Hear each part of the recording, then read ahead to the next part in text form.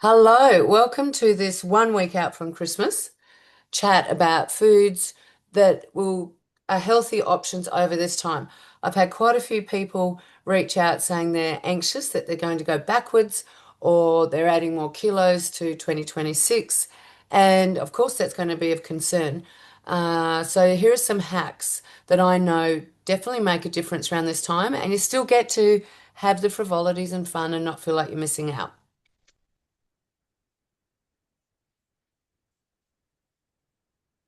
Now, I do specialize in hormones and nutrition. So I am a trained nutritionist, also trained in herbal medicine, trained in natural medicine, nursing, critical care, and pharmacology. So I've got a few little different ways of looking at food and the human body and how it responds to certain foods. So these are my specialties. And if you know anyone in 2026 who wants to improve their health, I'd love it if you let them know what I do. That would be fantastic. And these are just some of the TV interviews I've been asked to do, and also have a couple of best-selling books. I've got 10 published books, and I consult to some of I think I've been on every mainstream TV talkback show. Now, let's talk about food. So, this is some 101 about food. And even though most people go, well, this is really obvious stuff, when it's broken down and unpacked, they get another appreciation for how food responds in our body. There really are only three food groups. There's not four, there's not six. And when people talk about starches and different things, they're complicating what is set in stone, the three food groups. There's fats, proteins, and carbohydrates. That's it. Now, fats do multiple roles in our body and they're essential. All these three things are essential for our body to have access to. So, fats tend to be higher in calorific value, and certainly through the 90s and into 2000, it's got a bad rap. Fat, we all kind of, well, when I say we all, I shouldn't say that. It's very generalized of me, but a lot of people get nervous and they want to know the fat content of things. My experience is people who are grossly overweight do definitely consume a lot too many fats, but people who are healthy and potentially struggling with a little bit of weight aren't eating enough fats. And sorry, healthy people are eating fats, and it's incredible how much they can consume and still stay at a healthy weight. So fat isn't a villain, it's essential. It gives us insulation. The cortical or the steroid ring, the fat ring is important for all our hormones and the basis of our cells. We use different fats for our brain function, for our myelin and our spinal cord and nervous conduction. And it is a food energy source as well. So we store it when we have too much food or calories consumed in one sitting. We'll store it as fat because it's more condensed in terms of space, and carbohydrates get stored as fat. So we can convert carbohydrates into fats. That process is called lipogenesis. Lipo meaning fat, genesis to make. And the majority of people I see who have a weight issue have consumed too many carbohydrates. Without a shadow of a doubt, that's when most people are going wrong. And that is a bit of a trick with Christmas. Most of the foods are high in sugars, and that's where we need to know how to manage that. And still, the thing with sugar is it gives us that really yummy sugar hit and activates dopamine receptors in the back of our brain. So it gives us pleasure and it tastes good on the tongue. But when you have another mouthful of something sweet, just clock into it, zone in, and see how long that experience, that pleasure experience lasts. It's usually very short-lived. And that's the problem. So then we crave more. And I'll explain what's happening physiologically there. Seeing as we're talking about carbohydrates now, they tend to be plant-driven or plant-grown. So your grains, your sugars, your vegetables, your fruit are all carbohydrates. Carbohydrates, carbo is, it just means a six ring helix, which is a glucose for C. It's got carbon, oxygen, and hydrogen attached to it in the six ring, and they all get broken down into sugar. People are quite surprised that things like broccoli is classified as a carbohydrate. It's got a stalk and it's got fiber. That's the crunchy bit. That's the bit that makes the stalk grow. It's got water, so when you snap it, you're hearing the fiber and the water snapping, and vitamins and minerals, but it also has sugars, and that's why it gets classified as a carbohydrate. Now, proteins are the third group, and very simply, they tend to be things that have walked on the planet or swum in the ocean. But we have got other groups, such as nuts and seeds, that are very high in protein. And if you're vegetarian, you really need to be drawing on the nuts and seeds because you won't be getting the meat sources. And proteins are essential. Now, this is what it all comes down to, the blood sugar balancing, whether we gain weight or not. Now, blood, everyone has a certain amount of sugar in their bloodstream at any point in time. That's called the blood glucose level or blood sugar level. I've been, my kind of language around it is blood sugar level, BSL, and that's a nursey medical term. So your blood sugar level stays between a very finite range. If it goes too high, people get symptoms of, like up in the red here, they can get anxious, distracted, almost ADHD-like, and you start activating that fat making process, the lipogenesis. If the blood sugar drops, which will often happen if it's been swung up high very quickly and it drops, the person is likely to have fatigue, uh, problems concentrating, brain fog, low energy levels, and they will crave sugars to get themselves back into the normal range. Ideally, we stay around the green range. And you can do that over Christmas and still eat, certain foods, but you've got to be mindful not to have 10 plates of pudding. Higher altered insulin can lead to blurred vision, belly fat, definitely. I say with the belly fat, and I will do one of these over the Christmas break about belly fat specifically, but it will be stress hormones, so cortisol, and sugar hormones, so belly fat. Dizzy spells, vague, zoning in and out, energy peaks and troughs, craving sugar, needing sugar after main meals, and people, if they've got an insulin problem, will struggle to lose weight. We are creating in Australia, my home country, 330 new diagnosed diabetics every day. It's a blood sugar problem through poor eating. So, how can we eat over Christmas? Now, these are the things if you go to buffets or friends' places, there's this whole, I don't know, everyone goes a bit crazy, got to eat the worst food possible. Like, it's just crazy. And a lot of these traditional foods are high sugar. So your puddings, your stoles, your sweets, the slices, heavily laden with sugar. They're all around 60, 70% sugar. And you'll be sending your body into this frenzy very quickly. So I want to unpack some of the tips that we can do and some foods that you can start providing so you've got alternatives. And what will happen is you'll start being the change within your group, but also for yourself. So you've got options. So you don't need to count calories over this time. I think that wrecks Christmas a little bit. And it is okay to have these things. But it is important that we mitigate them and lessen the impact with that blood sugar swinging as much as possible.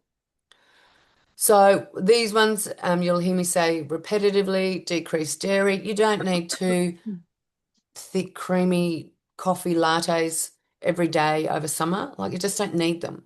Consider dropping to a plant but milk for your coffee and considering stopping coffee. Definitely consider reducing sugars on the other days when you have direct control over it. And do you need bread? Do you need pasta? Do you need rice? If you're not an elite athlete, the chances are you don't, because we're all about avoiding this insulin surge and spike so you don't get the rebound drop, which puts you into that craving for more of it. Now, this little dessert here on the right here, really simple to make. I'm not going to give you the recipe because it's very simple. All you do is get chia seeds, so those little seeds, if you've never made chia pudding before, you can soak them in coconut. Just get some coconut milk soak them overnight. And what the chia seed does is it absorbs the coconut and it makes like a pudding. You can then put it into these sort of pretty cups. They can be throwaway cups or nice crystal glasses, and then layer it with berries, raspberries, blueberries, mango on top, some shaved coconut, maybe some chocolate nibs if you want to be fancy, or crunch up some flake. But you don't really need the chocolate because chia, with especially with the coconut, is quite sweet and the fruit's quite sweet. So what you've created here is you've still got the sugars, so you're getting a sugar hit and it will taste sweet and delicious, but you've also got protein in the chia seed. So you're less likely to swing your blood sugars with a dessert like this. Similarly with snacks and dippity bix. So I've got a barbecue here tomorrow with some girlfriends, hummus, carrot sticks, cucumber sticks, celery sticks. And I've also got some gluten-free crackers that are high in protein. So it it is very easy to manage. It looks colourful, it's delicious to eat, and it's about recognizing and retraining ourselves that this is also celebratory food, which isn't harmful. So remember, eat or never eat the carbohydrate on its own, never have the sugar source on its own. Always match it with a protein, and you'll stop. Where's the sugar swing? You'll stop this.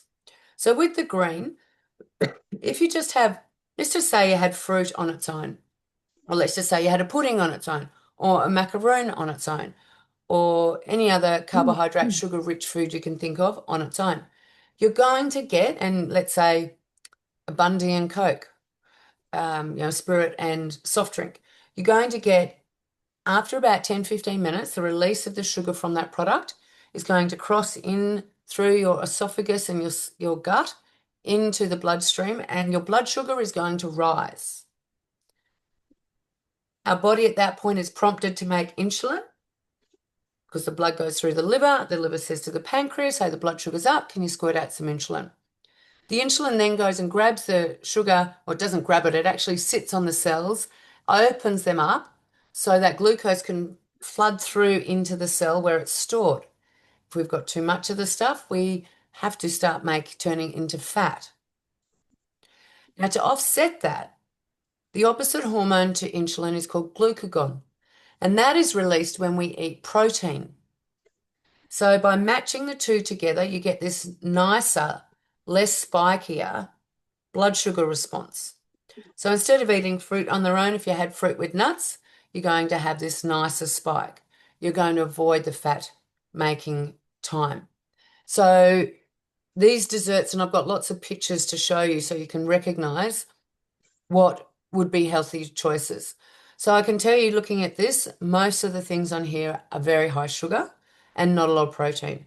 This one on the bottom left looks like it's got some nuts, a better choice, but your biscuits that have got the glazing on it, sugar, sugar, sugar, sugar, sugar, sugar, sugar, you're going to spike. These sorts of things here, many of you know I'm not a fan of cheese because it just is the quickest way to put on weight and we can't really break it down, and gluten. But the salami, the olives, I think they're nuts, some berries, these look like gluten-free crackers, are all very fine to eat. This here with the mozzarella or the bocconcini with cherry tomatoes and skewers. Sure, it's cheese, but it's a soft cheese. It's actually partially broken down. So if you're going to eat cheese, these things are fine. You can make them with little skewers. They look really attractive. You can use some basil if you want as garnishing. And you can drizzle oil over them, some rock salt and pepper, and absolutely delicious. So when you are asked to go to a place and bring a plate, be proactive and bring something healthy. You've got something to eat and you're going to help others make healthier food choices.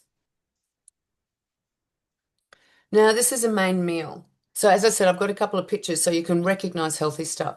This to me is fine. Sure, there's some sausages. I've forgotten what they're called when they wrap those sausages up in bacon. Look, they're not, you're not going to eat them every day of your life. I think they're called I've forgotten what they're called. But anyway, if you have one of those, fine. If you have 10 of those, probably not so fine. Probably only need one. The more we focus on the food, the more gratification you're going to get from it. So we often, if we slow down at Christmas and eat more intentionally, we don't have to eat till we're 60% overfull and get the bellyache. We can be rational and understand that leftovers are great and there'll be more food and we don't need to go bonkers about it. I think that's a turkey there, wrapped in bacon. It's protein, that's fine to eat. So we're not worried about the fat on the outside because, as I said, unless you're really over consuming, and you might on Christmas Day or Boxing Day, but generally fat's not the problem. It's generally the sugars. And roast veggies. That actually looks very much how I do roast veggies for events like this. I just cut them up in cubes and toss them in the oven. Lots of olive oil and herbs. So I've got a barbecue today actually at a friend's place. I'm taking a salad. Filling up on salads is really important. So once again, be the champion who turns up with that great salad. I'm doing a Caesar style one today. So it's got your cos. I'm doing some free range bacon, avocado. I've got a dressing there. And I'm just deciding whether I go and put parmesan on it or not because I don't really eat cheese. But I know a lot of people like that. And I'm not putting croutons on it. People don't need croutons on a salad. It's silly. It's fine as it is. So there's plenty of salads that you can make that are healthy. You could do a beetroot salad. So boiling lots of beetroot, cubing it, drizzling oil, rock salt, maybe some herbs through it, maybe dry roast some walnuts, put that with the beetroot. You can do grated carrot. You could do like a Greek salad, a potato salad if you want to, but break it down, maybe put some eggs in there and some sweet potato and use olive oil rather than mayonnaise. Now, in terms of eating, we eat less when it's like a buffet style, and everyone's not going crazy. So when the food's in front of people on little plates, we tend to eat less, which is interesting. And when we have smaller forks and smaller plates. So this is the same size pizza on a smaller plate, looks very filling. Same size pizza on a big plate, looks like you need two of them. It's just this psychological thing that happens with us, which is I always find really fascinating. And people who are carrying weight tend to underestimate how much they're consuming. So it's just another little health hack. Instead of bringing out the big plates, you might want to take out the small plates. Exercise is a must. There's no reason why you can't exercise on Christmas Day, and there's no reason why you can't exercise twice on Christmas Day. When we exercise, we open up the cells on the receptor site on our cells, so we don't need insulin. So if you're going to eat chocolate or if you're going to drink wine, you definitely have to exercise. I just threw a couple of saliva tests in. And I wasn't going to talk too much about the hormone impact I just really wanted to focus in on food today. But if this person who's got the very high cortisol, so stress, goes and eats more sugar, they're going to get double whammy. They're very likely to gain fat. So if you can, this Christmas, try and be relaxed when you eat. Now, this is, eating while you're stressed is a real taboo. But interesting, people find Christmas quite stressful. I don't know if it's because they're racing to go somewhere or there's this whole pinnacle about the day, race, race, race, stop. I really don't know. Um, but even high testosterone, that's a survival hormone in women. If it's high, you're more likely to gain fat. So we need to make sure that we relax. And if we're not saving lives and you're sitting down to eat, you need to say, I don't need to be stressed at the moment. It's not serving any benefit at the moment. I'm not saving lives at the moment. I'm sitting down. I'm going to enjoy my food right now. Breathe. Bring your head to where your feet are at. And really just bring yourself into the present contents and mindfulness so you're not being flighty and distracted and squirting out all those stress hormones. Because when you are, your body is being told by those hormone states that It's not time to digest, it's time to be on alert and get ready to run or punch your way out of something. So the last thing it wants to do is eat and digest. And it's the quickest way to gain fat apart from eating heaps of sugar. So we want you in the parasympathetic state. So once again, this person, incredibly high cortisol. If and, some deep breaths will lower cortisol. I've shown some of you, her clients, how to do that. Breathe in and then sniff. So sniff at the end and blow out slow. That brings your cortisol down very quickly. Little techniques like that to lower your cortisol before you go and eat around this time, very, very important. If your brain is on, your gut will be off. So we want to turn the brain down so your gut can come on. And that's going to take, 5 to 10 minutes before you eat. Sit down, consciously eat. Look at your food as you're eating and take some time to eat. That's another one with the cortisol. The appetite hormone, which kicks in, takes time. So it takes about 20 minutes. So if you're scoffing, you won't get it. So sit down, eat, mindfully eat, look at what you're eating, chew each mouthful as long as you can, and really, really enjoy the Christmas foods. You know, I'm a fan of measuring hormones. So, as I said, anyone in 2026 who's mentioned to you that and over the Christmas break, who says, "Oh, I want to lose some weight in 2026," say you've got to get your hormones checked. Find out what your adrenals are doing, what your stress hormones are doing, what your sex hormones are doing. Guys and girls need to know, and a hair test as well, because it gives us a really good understanding of if they're low on some key vitamins, which will potentially stop weight loss. So, my website's the best place to send people, sambopatrick.com. They're all there. And I'll just make sure, I just want to go back here to the blood sugar before I finish. So this is okay, all right? This is okay. This is great. Start recognizing what's in front of you and what's okay and what's not. This is not okay. These are high sugar foods. And as I said, as a little experiment, if you want to put it, have a mouthful and you'll get the hit, the sugar hit, and you'll know that it's doing your body harm. We're going to try and avoid that blood sugar swing and only eat carbohydrates with proteins over this break. And that includes alcohol as well. So if you do like drinking, that's fine, but have it with some protein to offset it, and you must exercise. Obviously, I'm not endorsing that everyone goes and gets blind over Christmas, but I think it's reasonable. If you do enjoy drinking, fine, but make sure you exercise and make sure, and that's on the day, not 2 weeks later. It's got to be correlated to when you're consuming the food or the liquid, and maybe have wine instead of soft drink. Or if you're going to have soft drink, which I just think is disgusting, it's not even it's just make sure it's a diet one, a low sugar one. So carbohydrate with your proteins, and that should really help you a lot over the Christmas break. Um, as I said, I appreciate you referring people for 2026, and if I can help as well, just reach out.